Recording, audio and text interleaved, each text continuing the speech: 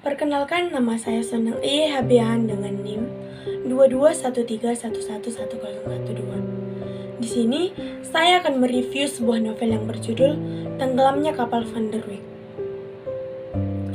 Novel Tenggelamnya Kapal Van der Wijk merupakan karya dari Haji Abdul Malik Karim Amrullah atau populer sebagai Buya Hamka dan terbit pertama di tahun 1939. Pada awalnya, cerita tersebut dimuat sebagai cerita bersambung di majalah Pedoman Masyarakat, tempat Buya Hamka bekerja sebagai pimpinan redaksi pada tahun 1938 di Medan. Berlatar belakang kehidupan di Minangkabau, tanah asal Buya Hamka, dengan masalah adat yang berlaku pada saat itu perihal warisan, perjodohan dan kawin paksa, serta pertalian darah dan status sosial yang sangat kuat berakar. Adat tersebut dianggap bertentangan dengan syariat agama Islam. Novel ini laris di pasaran sejak cetakan pertamanya, serta telah dicetak berkali-kali hingga saat ini. Tenggelamnya Kapal Van der Wijk bahkan menjadi bacaan sastra yang wajib bagi kalangan pelajar di Indonesia dan juga di Malaysia. Sebab novel tersebut juga diterbitkan dalam bahasa Melayu. Melalui novel tersebut, Buya Hamka menyerukan persatuan bangsa untuk kaum pribumi, serta meninggalkan adat budaya yang tidak sesuai dan juga merugikan. Walaupun di tahun 1962 sempat diterpa isu bahwa Buya Hamka melakukan plagiat dari novel karya Jean Baptiste Alphonse Karr yang berjudul Sauceless Titles pada tahun 1832. Namun tudingan tersebut tidak benar. Hamka disebut terinspirasi dari peristiwa tenggelamnya sebuah kapal di tahun 1936 dan memasukkan kejadian tragis tersebut sebagai bagian akhir atau klimaks dari cerita di dalam novelnya.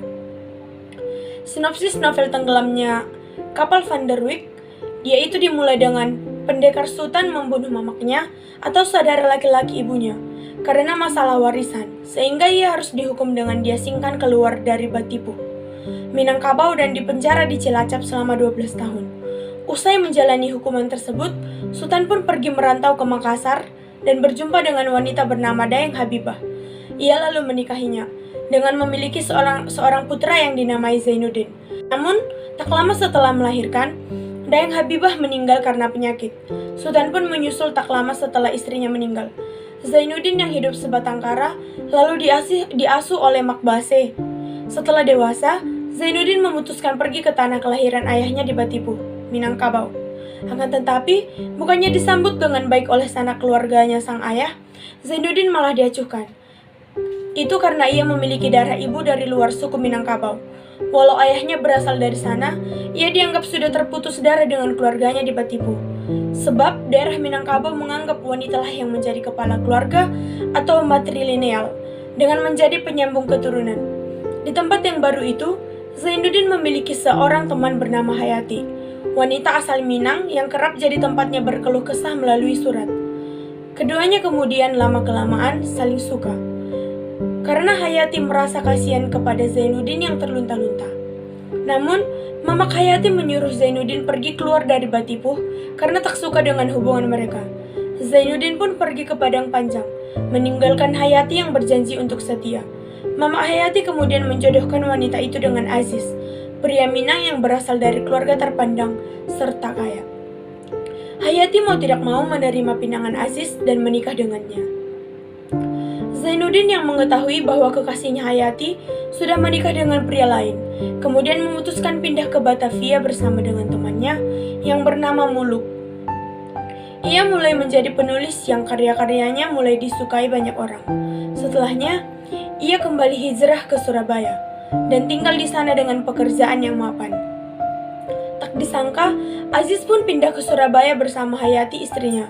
Namun karena sering bertengkar, rumah tangga Aziz dan juga Hayati terpaksa berpisah. Aziz yang dipecat dari pekerjaannya tak bisa lagi sombong dan terpaksa menumpang di rumah Zainuddin. Ia dan Hayati tinggal sementara di rumah mantan kekasih Hayati itu, yang kini sudah menjadi seorang penulis terkenal. Karena frustasi, Aziz memutuskan bunuh diri dan menuliskan surat wasiat untuk Zainuddin. Ia meminta Zainuddin menjaga Hayati. Zainuddin menolak menerima Hayati kembali karena sakit hati. Wanita itu sudah mengkhianati dirinya. Ia malah membelikan untuk Hayati sebuah tiket kapal Van der Wijk yang berlayar di Jawa ke Sumatera. Dengan sedih karena suaminya meninggal dan Zainuddin juga menolaknya, Hayati pun pulang ke Minang. Di perjalanan, kapal Van der Wijk tenggelam. Namun sebagian penumpangnya berhasil diselamatkan di rumah sakit wilayah Tuban. Zainuddin yang mendengar kabar tersebut segera berangkat ke Tuban untuk mencari Hayati. Di rumah sakit, ia menemukan Hayati sedang sekarat dan kemudian meninggal dunia. Muluk, teman Zainuddin, mengatakan bahwa Hayati sebenarnya masih mencintai Zainuddin. Mendengar hal itu, Zainuddin menyesali dirinya. Setelah memakamkan Hayati, Zainuddin dilanda kesedihan panjang dan jatuh sakit pula. Kondisi tubuhnya menjadi lemah dan tak lama kemudian Zainuddin pun meninggal. Zainuddin dan Hayati dimakamkan bersamaan ataupun berdampingan di tanah Jawa. Beberapa quotes yang menarik menurut saya dari novel Tenggelamnya Kapal Van der Wijk, yaitu yang pertama, Zainuddin pernah berkata, "Demikianlah perempuan, ia hanya ingat kekejaman orang kepada dirinya walaupun kecil, dan ia lupa kekejamannya sendiri kepada orang lain padahal begitu besar. Lupakah kau siapakah di antara kita yang kejam?" Dan yang kedua, Zainuddin pernah berkata, "Tuhan, bila mendambanya adalah sebuah sakit, maka jangan pernah beri aku sembuh. Bila menyayanginya adalah kesalahan, maka jangan pernah tunjukkan aku sebuah kebenaran.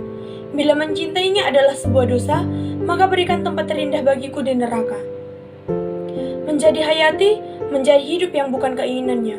Menjadi Zainuddin, dua kali kehilangan cinta pada orang yang sama. Menurutmu, siapa yang paling menderita di antara mereka? Tentu keduanya. Kita tidak bisa menimbang rasa sakit setiap orang. Luka tetaplah luka tanpa boleh dibandingkan. Begitu juga dengan penderitaan. Rasa sakit setiap manusia itu nyata. Tidak seharusnya dibandingkan dengan rasa sakit lainnya. Tapi sepertinya itu sudah menjadi kebiasaan kita. Tanpa sadar menjadikan luka sebagai tameng untuk berlomba-lomba menjadi yang paling menderita. Sampai kita lupa bahwa semua orang juga memiliki luka. Kemudian meraung menyalahkan semesta atas deritanya. Layaknya cerita Hayati dan Zainuddin, mereka sama-sama tenggelam. Hanya saja yang membedakan di antara keduanya, Hayati tenggelam ke dalam permukaan air, sedangkan Zainuddin di dalam sebuah penyesalan. Keegoisan yang berujung penyesalan. Andai kata ego dapat sedikit mereda, amarah mungkin bisa saja perlahan sirna. Rasa sakit yang dirasakan Zainuddin mengubur rasa cinta hingga harga diri menguasai segalanya. Lemahnya Hayati karena situasi ia harus menghubur paksa cintanya untuk hidup bersama. Perpisahan, keikhlasan, menghargai arti hadir. Sekian di review novel yang dapat saya sampaikan. Terima kasih.